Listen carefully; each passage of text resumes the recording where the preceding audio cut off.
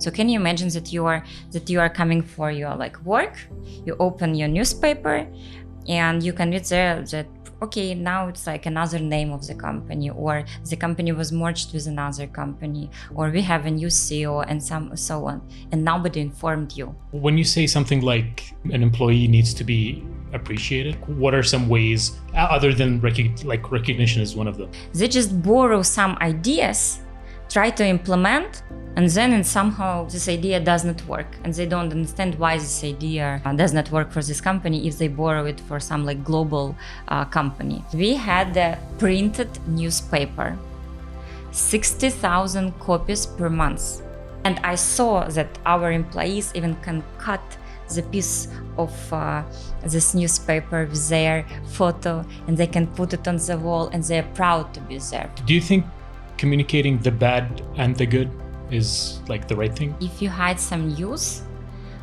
you lost your employees. What skills do leaders need in the next 10 years? I know that usually people answer about like AI and something like that, but from my point of view, they need adaptability.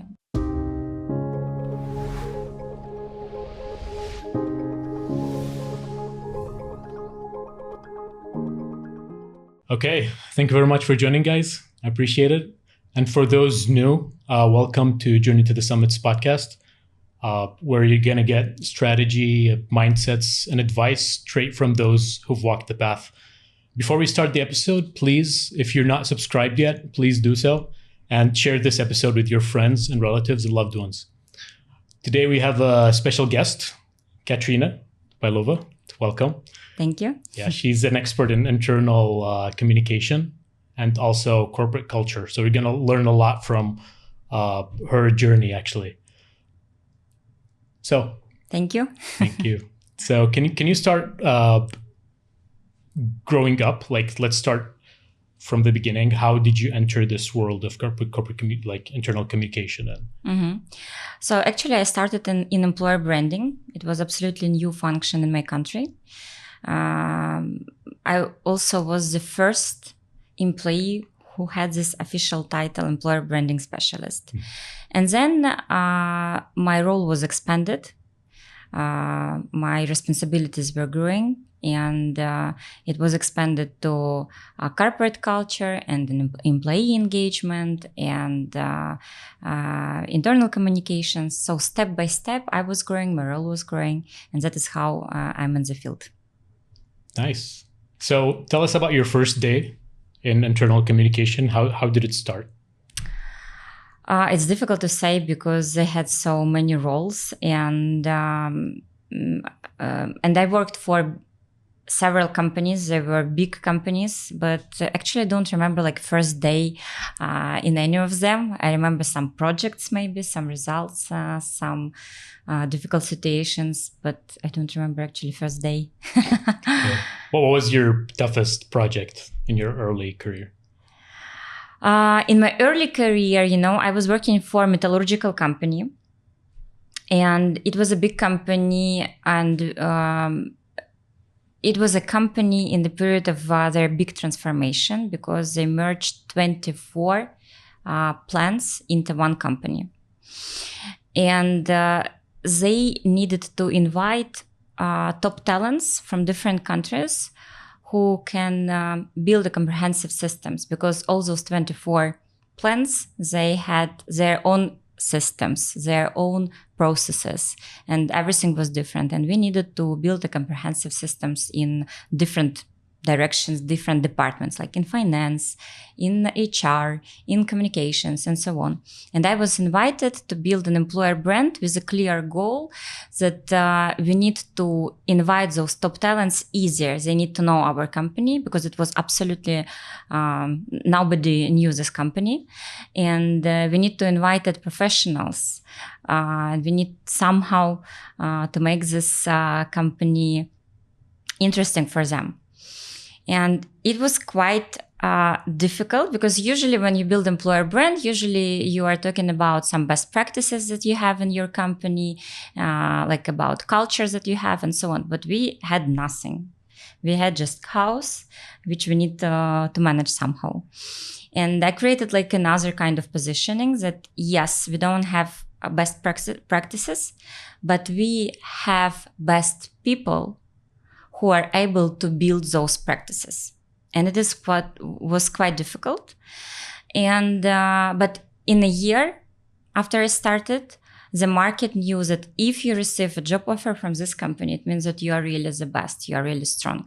And in the 1.5 year, in 18 months, we were already in top 10 employers of the country. Wow. And also this experience was difficult because I was a woman in a man industry, because it is metallurgical company, it's heavy industry. And moreover, I was very young woman. I was only 24 years old. And that is why it was quite tough project for me.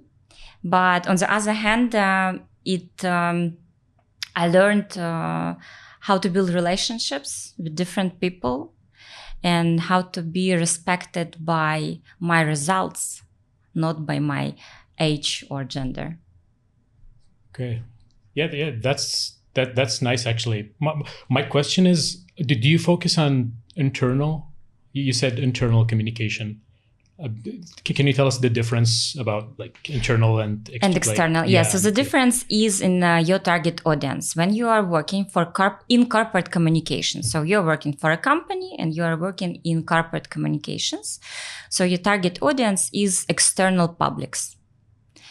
When you're working in internal communications, which means that your target audience is your employees.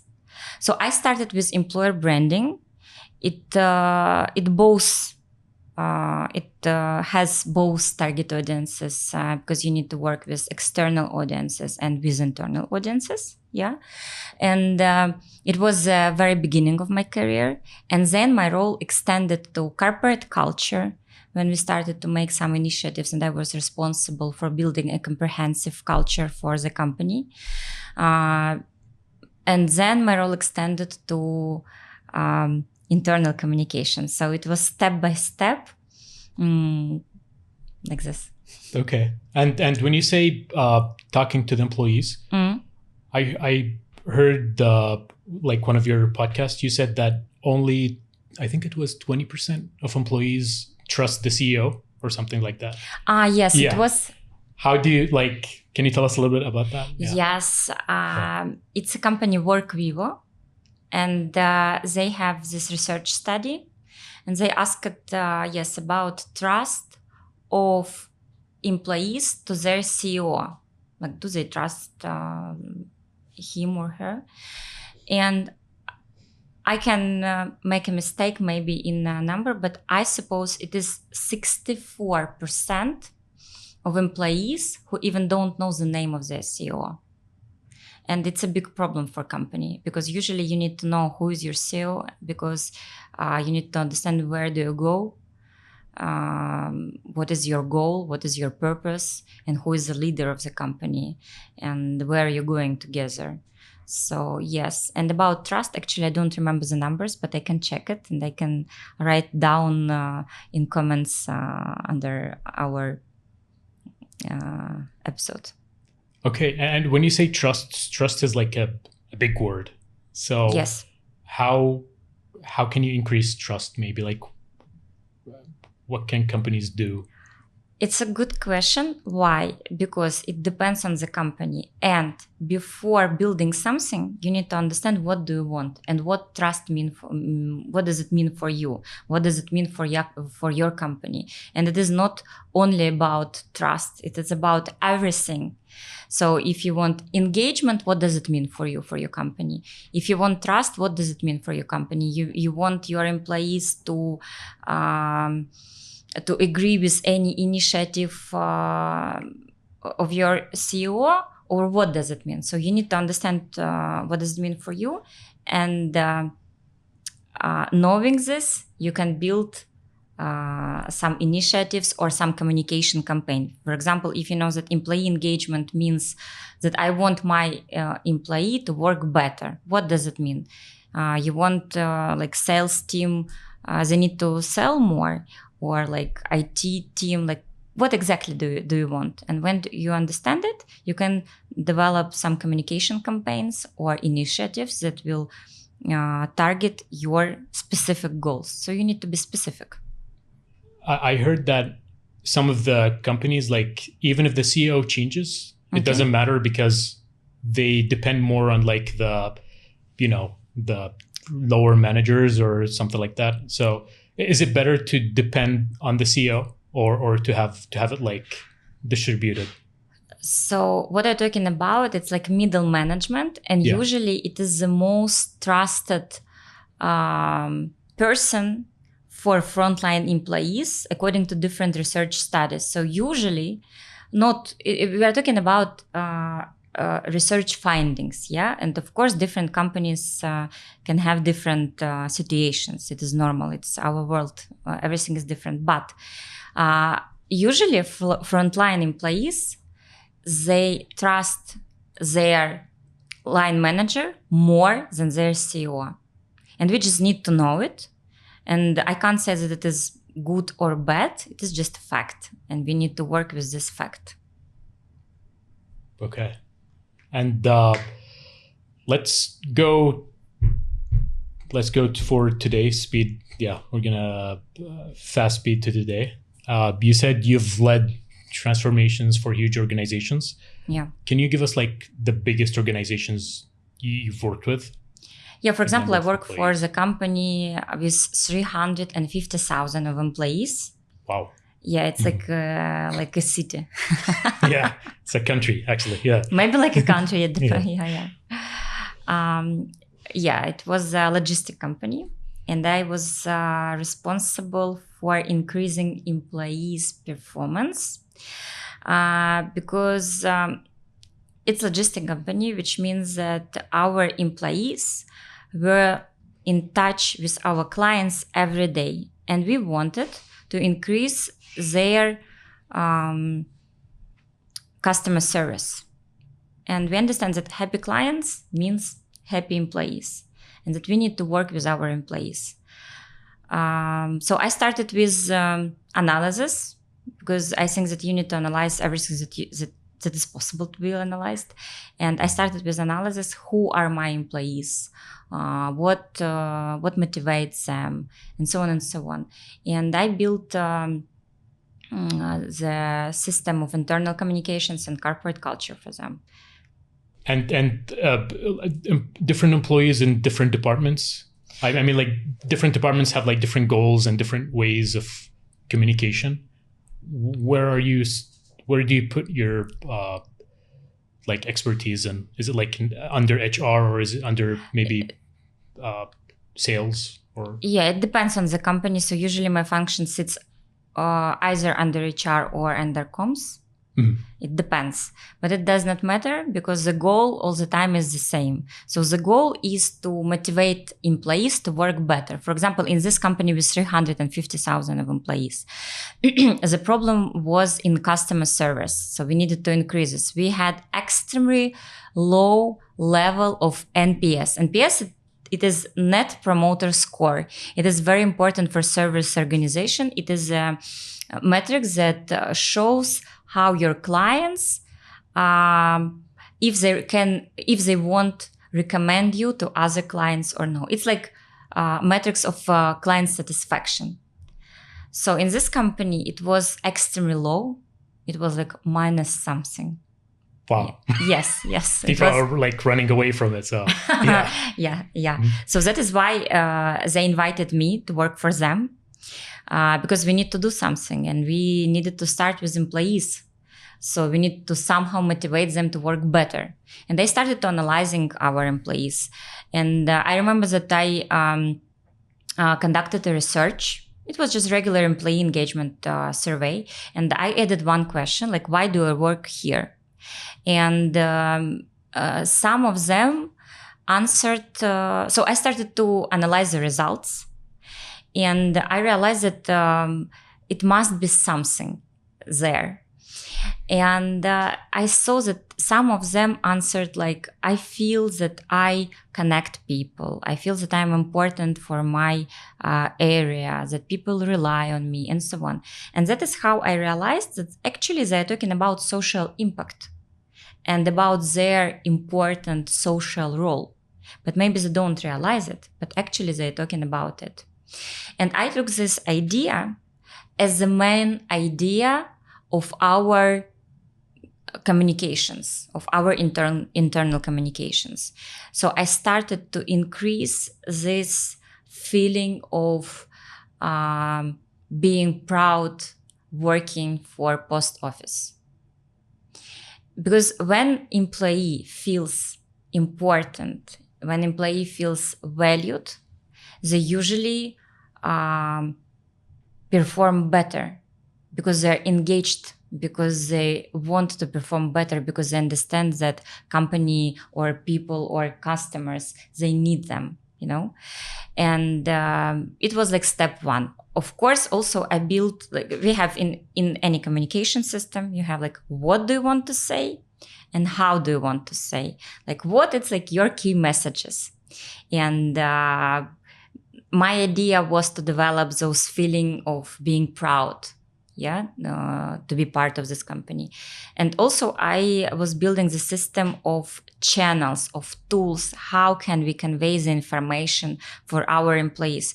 Because at the moment when I started to work for this company, they did not have any internal comms tools for frontline employees. It means that if we had any changes in the company, the only source our employees received news was external media. So can you imagine that you are coming for your like work, you open your newspaper and you can read there that, okay, now it's like another name of the company, or the company was merged with another company, or we have a new CEO and so on. And nobody informed you. And you're actually the part of this company. It is your employer and it is your life, because your work is your life. And I started to build a system with the goal to reach all categories of employees. So I had like several kinds of work. So from the one side, I needed to build like key messages. What do we want to tell our employees, and it is important. And from the other side, like how will we convey this information? We need somehow to reach those employees. And also I had some culture initiatives, some engaging, some, for example, recognition programs, because it is important not only to keep employees informed, but it is important to tell your employees that they are essential for this company. So they need to understand what is their role in achieving company's goals. They need to understand what company expects. And also they need to understand what actually it means for them. Will they be recognized for it or no? So recognition programs as well. So the main idea of internal communications, it is not just about keeping your employees informed. And the main idea of corporate culture is not just to print your values and to put it on the wall. No, internal comms and corporate culture together, they can motivate your employees to perform better. Because when employees feel themselves informed and valued, they want to perform better. So when you say something like an employee needs to be appreciated, how can you make sure that they feel appreciated? Like, what are some ways other than recognition is one of them, but what other ways can you make sure that they are appreciated or they feel important in the organization? It is a very good question, because usually what companies do, they just borrow some ideas, try to implement, and then somehow this idea does not work. And they don't understand why this idea does not work for this company if they borrow it for some like global company. Because the answer is you need to know exactly your employees. And that is why step number one all the time is audience profiling, is research and listening. So you need to understand what motivates your employees. Is it like a meeting with your CEO, or is it like receiving some official document where it is written that you are the best, or it is like invitation to a dinner, or it's I don't know, like something else. So it can be different, or you want to be on the wall and that all the company knows that you are the best employee, or what's it for you. So you need to understand. And even inside one company, especially, of course, as I had 350,000 of employees, we had different categories of employees. And even inside those categories, we can somehow categorize them into more segments. You need to understand what motivates different groups. And when you understand it, you can build the system which will work. For all of them. With different options. For different employees. For example, you can make some competition, or it will be another kind of recognition program. So, for example, when I worked for this big organization and another big organizations, I developed different recognition programs for different categories of personnel. For example, frontline employees and office employees are absolutely different. And of course, similar things will never work for both of those groups. Can you give us an example of like what a front employee would consider a recognition, or like, you know what I mean? Like, Can you give us a specific example of? I can give you example from my experience. Yeah. But I want to mention it again, that it will be different for for different companies. For example, in my company, we had a printed newspaper, 60,000 copies per month, because it is huge organization and we deliver this newspaper. It was a corporate newspaper only for our employees. And it also contained some key messages, and we developed it according to our communication strategy, internal communication, strategy. For example, for our employees, to be mentioned in a newspaper was incredible, like the biggest achievement. And I saw, because I visited our post offices, because for me it was important to see our employees, to communicate with them, because that gave me an opportunity to understand them better, not only my research or focus groups, but like unofficial communication when I came there, like as a client, or to buy something and so on. And I saw that our employees even can cut the piece of this newspaper with their photo, and they can put it on the wall, and they're proud to be there. For example, it worked for them. Also, we had a recognition program for post officers, and best of them we invited to a special event, which was also very important for them. So for some of them, it is important to be recognized among the all employees for the whole company. For some of them, they want just quite thank you. And we needed to, and I built systems that cover both types of people. For example, if you want to have this company-wide recognition, you can apply by yourself and to take part in the competition, like professional competition. If you don't want to apply, there is another way. If you're really the best in some programs, we can recognize your success like quietly without this announcement. I can tell you that from my research, 35% of Gulf-based companies don't have any recognition programs for their employees. And it was the biggest surprise for me, because recognition, it is the easiest step to improve employee performance. You just need to tell thank you for a person who is working for you. And if you want them to perform better, you just need to respect them, and you need just value their efforts. And recognition programs is the easiest way to improve their performance. And that is why it was a very big surprise for me that 35% of Gulf companies don't have any recognition programs. There's a difference. I heard you one time saying there's a difference between an engaged employee and a satisfied employee. Oh, yes. Can you explain it? Yeah. Yes, it's a very good question. What means satisfied and what means engaged? Satisfied, I can be an employee who is working, I don't know, like for 20 years for one company, and I like everything, like my salary, my team, my office, my tasks, everything is okay. But it does not mean that I want to do something more for my company.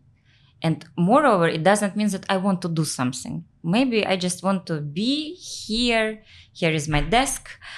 Here is my salary, and that is enough. And I'm absolutely satisfied with my work. And engaged employee, it is employee who want to achieve something. It is employee who wants to make more effort for the company or for their team or their function or something like that. So the difference is that satisfied employee not obviously want to make an effort. They're satisfied with their job, with their salary, and that's it. And they don't want to do anything more. And engaged employee, they want to do something more. Even sometimes they want to do more than it is expected from their role. And here is the difference. And satisfied doesn't mean that engaged. Moreover, engaged employee can be not satisfied actually. That's weird. Yes, yeah. It's weird, but we have this category of employees. So they can be engaged in work, but at the same time, they don't like something, but maybe they want to prove something. Or maybe they just respect their boss, and that is why they're ready to work for them, but they don't like some other things, like resources that they have or something like that. So there are small nuances and they are important. And it is important to understand this difference. Because when you understand the difference, it means that you understand how to work with your employees. Because the main idea is to increase their performance. Because when you keep your employees informed, when your employees understand that they are, that you value them, they want to perform better. So it's like very easy things, actually. And do you think communicating the bad and the good is like the right thing? Or just the good things, as you said, like the recognitions and this stuff? Or maybe the company is gonna, close, or, they're gonna merge with other companies, like all the bad news. Do you feel that employees should know both news? Or of course, and moreover, if you hide some news, you lost your employees. So yes, you need to communicate both news, and you need to communicate news and situations that you have. Doesn't matter is it good, neutral, or bad. You need to keep your employees informed. Of course, how you will do it and what kind of perception you want to build depends on you, on your strategy, on your situation, and so on. Because the same news you can convey in different ways. But of course, you need to respect your employees, and you need to keep them informed in both ways. And if your communications if you use only like a positive way, positive information, of course, people will understand that it is not true, that it is like false, and you will lose them very quickly. Why do you think internal communication is shaping behavior? Okay, so let's start with the behavior itself. How does it shape? To shape the behavior, we need to understand how our behavior is shaped. I mean like human beings. So we have 3 factors. Attitude, it means if I see this behavior as valuable or no. Second one is social norms, which means is this behavior supported by my peers or my friends or leadership? Is it popular or no in my environment? If I see that other people demonstrate this behavior. So everything about social norms. And the third one is perceived control, which means do I have or do I see a possibility to demonstrate this behavior? Do I have resources to do it or no? And knowing these three factors, internal comms and corporate culture can influence all three factors because we can, for example, attitude. We can shape the attitude because we can demonstrate the value of this behavior for an employee. For example, if you start to use like this tool, you will receive this and this. Or if you sell this our new product, you will receive a benefit. So we can shape the attitude. Second one is social norm. We can demonstrate that, for example, your peers are already adopted this behavior or your leadership support this behavior. So we can demonstrate that this behavior is common in your environment. And the third one, perceived control, we also can demonstrate that, look, here are some instructions that you can use and it will help you to understand how to do it. Or if you don't have those resources, we can provide you with resources. Or if you think that you can't do it, no worries, because your colleague who is the same as you has already done it. So internal comms and corporate culture together, they can influence all those three factors. Okay. So you came here to Kuwait today, actually, for the conference. Yes. Can you tell us about the experience there, what you shared, if you don't mind? Yeah, thank you. Yeah. So it was Kuwait PR and Communications Summit, and I appreciate that I was invited there. It was really interesting. There were a lot of speakers from all over the world and different companies. And I shared the result of my research study. It is the first research in the Gulf on internal communications and corporate culture. The biggest surprise for me was that we did not have any data from the region before. So our region was underrepresented. All data comes from North America and Europe, and even global corporate studies don't reflect MENA region because MENA respondents make up less than 2%. Why do we need to have local benchmarks? Because yes, it is important to know global trends. But when you borrow only global ideas, sometimes they don't reflect a regional situation.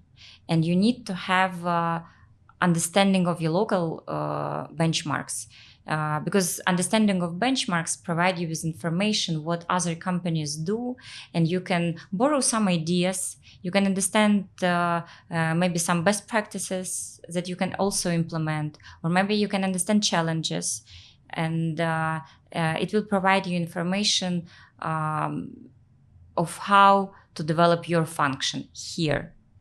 So I shared the result of this research study. You said the Middle East, all of Middle East, like from Kuwait all the way to Morocco, maybe? Only the Gulf region, 6 countries. And they share the same benchmarks close, or are they like different? Actually, we have some differences even inside the Gulf region. We have small differences, but mostly we have similar situation in different countries, but of course we have some differences. Okay, so you launched Sage XP. Congratulations! Thank you so much. Can you give us a little introduction for your company? Yeah, thank you. So it's a consultancy in internal communications and corporate culture. I never planned to run my own business. Never. I am absolutely corporate person. I know that many people will not understand me, but I feel in my element being in corporate life. I worked all my life for huge organizations on leadership positions. And of course, it was difficult. Many corporate games, corporate wars and fightings and so on. But I feel in my elements there. And I never planned to launch a consultancy. But after my research study, some companies started to reach out to me by themselves and asked if I can help them to build the function and so on. And also working for those big organizations, I was lucky to be able to hire best consultancies actually. And I know where they are good at, and they can recommend them for some parts of work. But I know where is the gap and where I struggle to find anybody to help me. And I decided that probably it's time to fill this gap. And that is why and that is how I launched my consultancy HXP. And what type of services? You said you do for big and small companies, any type of company? Yes. And is there any other services that you do? So I can do from establishing the function of internal communications or corporate culture to some small things like communication campaigns or analyzing your, like, for example, communication audit or employer branding. So if you need to build a strong corporate culture or strong internal communication function and system, I can help with. Okay. What is like the biggest problem that leaders report to you? Like the biggest problem that they run into? That's very common. So I can answer from both angles, from my research study and from my clients. So from the research study, I think it's like the number one paradox of internal comms that we can see from the results that the number one goal of internal comms for Gulf companies is to keep employees informed, is to share news and updates. At the same time, the number one challenge for Gulf companies is to gather information from different departments. So it's a paradox because from one side, teams want to keep their employees informed, but on the other side, they struggle to gather information from different departments. If you're talking about my clients, I can tell you that I have like two types of clients for now. One, the first type, they know specifically what they need. For example, they launch some big initiative and they need to develop communication campaign. Or they know that they have different tools, but nothing works because they have mess in messages and tools, and they want some audit to understand how to make a system of it and to understand what is needed to be, what do they need to inform employees about, which messages do they need. And the second type of clients that usually they don't know exactly what they need. And they tell that we want to build a strong culture, but we don't know how to start. Or we want to build strong internal communication system, but we don't know how to build all the processes, how to build this process of gathering information, of planning internal comms. How do we need to analyze our audience? How do we need to create our messages? How do we need to create recognition programs? And do we need the recognition programs, or maybe we don't need them? Like, we want to build a strong culture, but we don't know how to start. So usually it's something like that. Okay. Yeah, that's nice actually. And it's a big problem. And I'm pretty sure that if companies ignore these things, they're gonna have huge losses, basically. Yes. Yeah. And I like companies with big problems because I like big transformations, I like big changes. I like those projects where I need to analyze. For example, when I worked for this company with 350,000 employees, when I started my analysis, there were more than 200 absolutely different initiatives. So some regions have something on. It was like a mess. And then you need to somehow analyze it. You need to find best practices. You can't just cancel everything. You need to understand maybe there is something good here. Maybe we need just to take it and to make it better. Or maybe some initiatives we need to cancel. Maybe we need to create some new initiatives depending on our needs. So I like when we have this complexity and large scale projects. Have you ever, just like kind of personal, but what was like your biggest, have you ever failed in like these initiatives, maybe in the past or something? Have you ever had like one bad experience where you learned from it?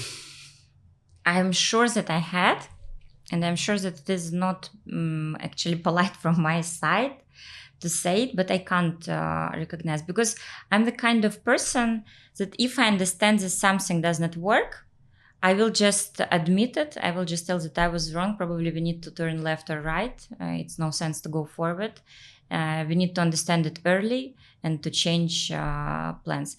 But my secret is, but I don't remember even such examples, because my strong thing that I do spend time on analysis. And I think that as more you understand, as easier to build normal systems and to avoid mistakes. Because if you know what is going on, if you know what do you need, of course you can still have some mistakes, because it's life and it's changing fast. And especially when you're working for large organizations, you need to be able to make a decision in this fast-moving reality, because you can't control absolutely everything, because it is impossible when the company is so huge. And but still, when you know, the better you know the situation, the better decision you can make. Yeah, actually, and I like that, and it applies to life in general. You'll always make mistakes. It's very normal. The good thing is to say I did a mistake, just like confess, like you don't have to hide anything, and just let people know that this is my mistake. I learned from it, and I'll keep going on. So that's really good. Moreover, I want to add that even when you are team, if they have a mistake, it is your responsibility as well, and you need to admit that yes, it was our mistake. And we will somehow develop a decision, and we will provide you with a decision, and quite fast. And of course, I had such a situation when my employees had some very big mistakes, of course. And I took it on me, and I told, yes, it's my problem as well, because it is my team. I think it is important. Okay. Do you feel comfortable sharing it, or that story? Or yeah, why not? Yeah. I can even tell the example, but I'm not sure that it is like a good one. Okay. All right. Yeah. We'll just go to the other question then. No problem. Okay. And how do you measure how do you measure if a culture initiative is really working? By behavior change. So from my point of view, it is important to understand if our employees do something differently. Because the idea of culture and of internal comms is to shape employees' behavior in the way that your company needs. And if they do something different in a different way, like customer service, as we discussed with you before, or maybe some tools adoption, or anything that you need for your company's success, it means that your initiatives were successful. So by behavior change. Okay. And you said you worked in different regions. Mm-hmm. Can you tell us about the approach, like when you go to different region, different language, different people, how do you tackle this challenge? What do you look for when you arrive at a new place? What's the first thing you ask about? First of all, I think it is important to understand that we are different, and that it is important to understand that being in a new country, you are a guest there and you need to respect their culture.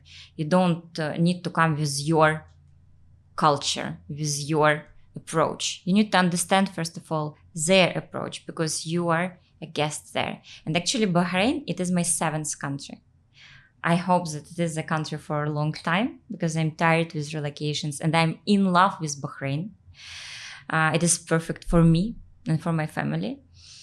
And that is why, as a person who traveled a lot, I can tell you for sure that you need to remember, you need to understand that you are a guest here and you need to know other culture. And when we are talking about approach, like approach to my profession is the same, no matter the country, no matter the industry. Is it oil and gas and metallurgical companies, as I worked for before as an employer, as a leader who was responsible for communication function, or it is like IT company, as now I have a client, an IT company. My approach is the same. You need to analyze your audience, your company's goals, then you need to develop a strategy and you need to deliver it. So the approach is the same, but communication inside the company and now with clients, feedback, like the way you give feedback, the way you receive some comments, it is different and you need to consider it. It is important. Okay. Do you recommend any books or resources for leaders or employees to read? My favorite book is Barbara Minto, Pyramid Principle. Okay, I never heard It's of quite an old one. I remember I read it at the very beginning of my career, like 15 years ago, maybe. And I recommended to any of my employees, actually. So I had more than 50 employees. And I think that almost all of them read this book. So it is about how to structure your thinking. It is a very good one. So if you, I really, it was my strong recommendation, because I have learned from my experience that you can be professional, but if you don't have a strong system and strong process, you can fail. It is important. And this book is also helping you to understand how to structure your thoughts. And I think it's like a baseline, your thoughts. You can't make a structure for the company if you can't make a structure in your head. So it's a good one. And the principles in that book still applies today. Of course. Yeah. It's a principle. So this book explains you how to write an email, how to make a presentation, how to make a structure for your speech. But it starts with your thinking, how to make a structure. And it applies to different different areas. So I can recommend specifically in PR. Yeah, but I don't think that it's so important. It is important only for comms professional. But this book, from my point of view, is important for just like managers and leaders who want to achieve results, because it's about how to make a structure. Okay, nice. And how do you see technology changing the workplace culture? AI and all these different things. Yeah, actually, first of all, I can tell you that from my research study, I know that 74% of Gulf companies are already using AI in their daily corporate communications. We have like two teams, I can tell you. Yes, like one team supports all those technologies and so on, and the other team usually says that we will struggle to think because of technology, and it will be a problem with our development because we will forget how to think. So I am in the first team. I do love technology. And for example, AI, I think for me, it is the same level of progress as, I don't know, like electricity, for example, or vaccination. I think that they have the same value, like the level of importance. And of course, it influences everything. And and it can be like both negative and positive sides. But as I am a person who sees it a positive way, I think I can say that first of all, our workplace can be more transparent because we can see different metrics, different dialogues, different performance rates, and so on, just online. And that is how everything is more transparent. So it is clear. You don't need to, it is like more difficult to hide some information. And of course, it influences our way of work. I mean, like remote or in office and so on. Because of that, our culture, we can lose some human touch, but at the same time, those technologies provide us with opportunity to reach all employees. So it's like both negative and positive. You mentioned something about like hybrid work or working online maybe. Yeah. Is it like harder or easier for you as internal communicator to deal with people that work online maybe? Or it's a good question. I think it's like both. Because from one side, I can reach more employees. For example, when I started to work in metallurgical company 15 years ago, and my the main target audience was frontline employees, but that time we did not have smartphones. So it was impossible to reach employees through phone. Yes, like now we have applications and so on and so on. That time, no, only like newspaper, some posters, and of course the main person was the middle manager. It was the main channel of communication actually. Yes. So for now we have with all those technologies we can reach all employees, but at the same time it's more difficult to engage those employees. Even now, from my research study, we see the results that more than 50% of companies here in the Gulf face the same problem. They can reach more than 80% of employees, but at the same time, only 13% of them can engage them at the same level. So you can reach them, but you can't engage. And that is the impact of the technology. So from one side, it gives us a lot of opportunities, but on the other side, we lose this human touch and connection. Oh wow! But what are some tricks that you can use to make them more engaged for the online workers? Maybe what are some tricks that you can do?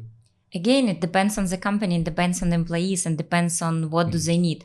For example, first of all, I think it is important not to give too much of information, because when some of my clients tell me that we have such a lot of tools and we inform about everything and we post information here and here and here, and they don't engage, they don't want to listen to information. Of course they don't want, because it's too much of information. You need to understand that your employee is busy, especially if we are talking about frontline, like somewhere in plants. So they're working during the day and you are sending them like 15 messages. Come on, of course they don't want to read it. So everything must be like on an adequate level. You were ranked first in Favicon. How do you feel about that?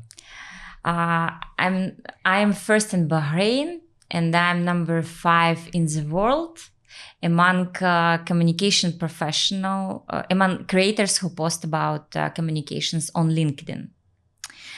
I'm happy to be on this ranking, honestly.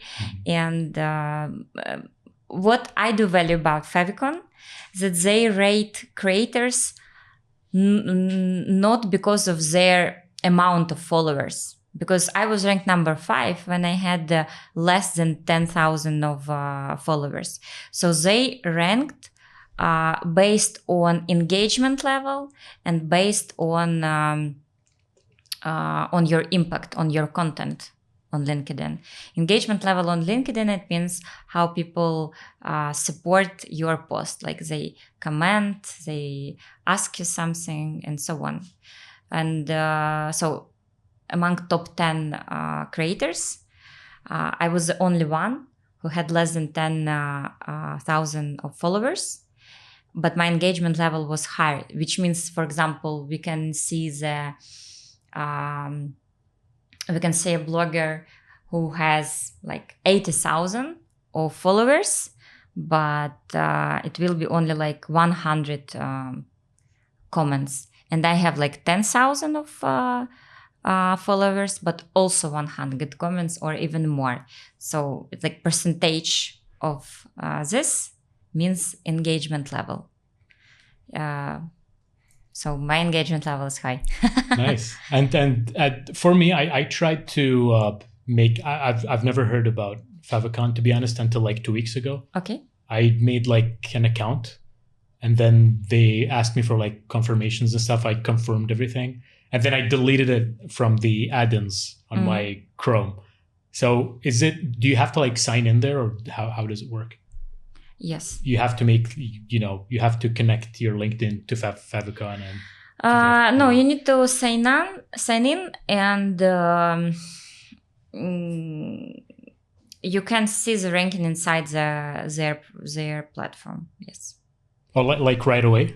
As the minute you sign in, they will give you your rankings? Yes. After we finish our podcast, I can check your ranking if you want. Wow. Yeah, we'll check that. What skills do leaders need in the next 10 years?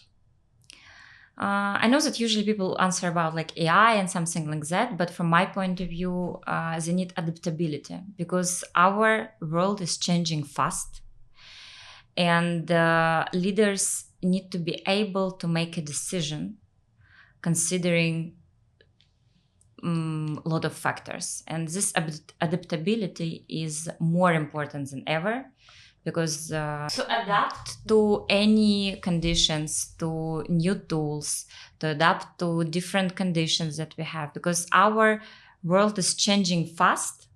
We have new tools almost every day. We have new, like anything, political situations and so on. And leaders still need to make a decision. They can't just sit and analyze information. They need to act. And to be able to act in this fast-moving world, you need to be able to adapt to different conditions. So I think adaptability. Okay. And what about the next generation of employees? What do you recommend for them? Like if like something that you didn't have before, that you never experienced before, but you want future employees to experience, or they have to go through it, or maybe, you know what I mean? I have two answers. So first of all, I want to answer respect. It doesn't mean that I didn't experience respect at my work, but I want future generations work in an environment where respect will be a standard. Even now, it is not everywhere like that. Unfortunately, we still have.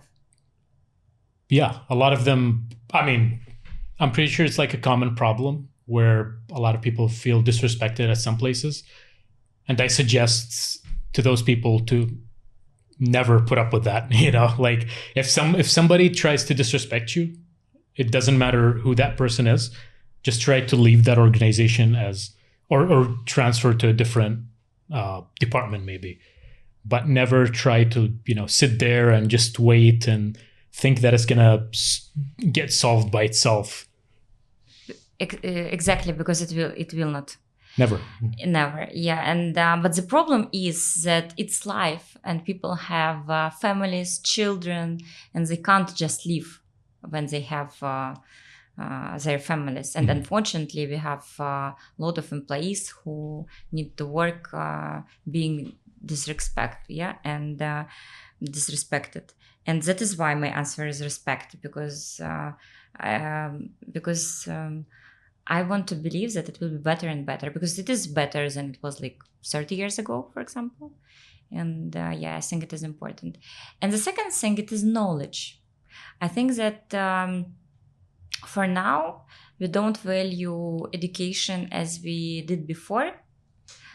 But as a person who has a master's degree from the Johns Hopkins University, where I received a strong theoretical background in communications.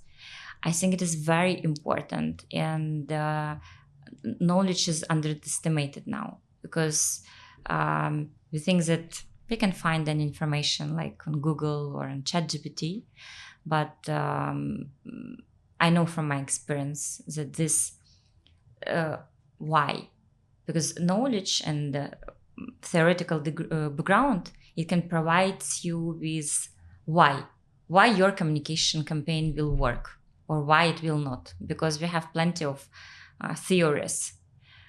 Even changing behavior, we have for example, I studied changing behavior communications, so we have a lot of useful information, and knowledge is important. So I think it is, so answering your question, I can tell that my advice to value good education.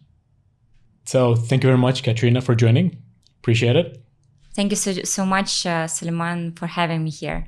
Okay, and thank you guys for joining. If you want any of the data that Kateryna did, just go ahead and reach out to her LinkedIn. She'll be more than happy to give it to you guys.